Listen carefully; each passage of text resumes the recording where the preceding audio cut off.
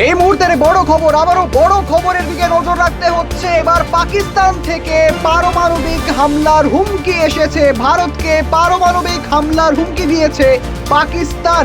যে পাকিস্তান থরথর করে কাঁপছে ভারতের একের পর এক পদক্ষেপে, সেই পাকিস্তান এবার ভারতকেই পারমাণবিক হামলার হুমকি দিল। পাশাপাশি সিন্ধুতে বইবে জল, নইলে বইবে রক্ত।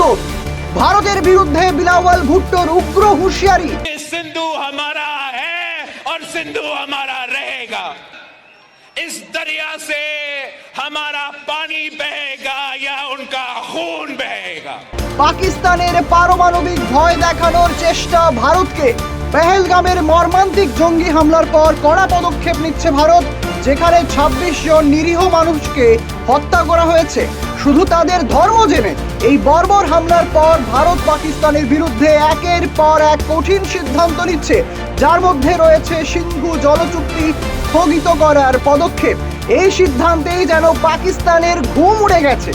এবার পাকিস্তানের রাজনৈতিক নেতা বিলাওয়াল ভুট্টো নিজের পুরনো আগ্রাসী বক্তব্যের ধারাবাহিকতায় এবার তিনি সরাসরি ভারতকে হুমকি দিয়ে বলেন, সিন্ধু নদীতে এবার হয় জল বইবে নয়তো তাদের রক্ত।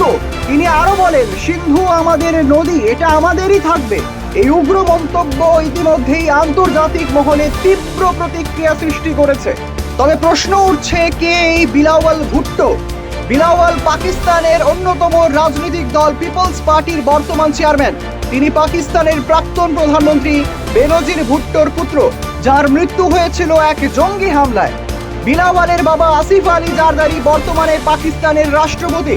এছাড়াও বিলাওয়াল পাকিস্তানের প্রাক্তন বিদেশমন্ত্রী হিসেবেও দায়িত্ব পালন করেছেন। এদিকে পাকিস্তানের ডেপুটি প্রধানমন্ত্রী ইসহাক দার আরও এক ধাপ এগিয়ে ভারতকে পারমাণবিক হামলার হুমকি দিয়েছেন। তিনি বলেন, পাকিস্তানের কাছে মিসাইল আছে, পারমাণবিক অস্ত্র আছে। ভারত যদি আমাদের বিরুদ্ধে কিছু করে তাহলে আমরাও জবাব দিতে জানি। ভারতের জবাব কি? ভারত সরকার স্পষ্ট করে দিয়েছে, পাকিস্তান যতদিন না সন্ত্রাস দমনে কার্যকর পদক্ষেপ নেবে ততদিন কোনো রকম ছাড় দেওয়া হবে না। পাকিস্তানের হুমকিকে ভারত শুধু কূটনৈতিক নয়, আন্তর্জাতিক স্তরেও গুরুত্ব দিয়ে মোকাবিলা করবে বলে জানিয়েছে।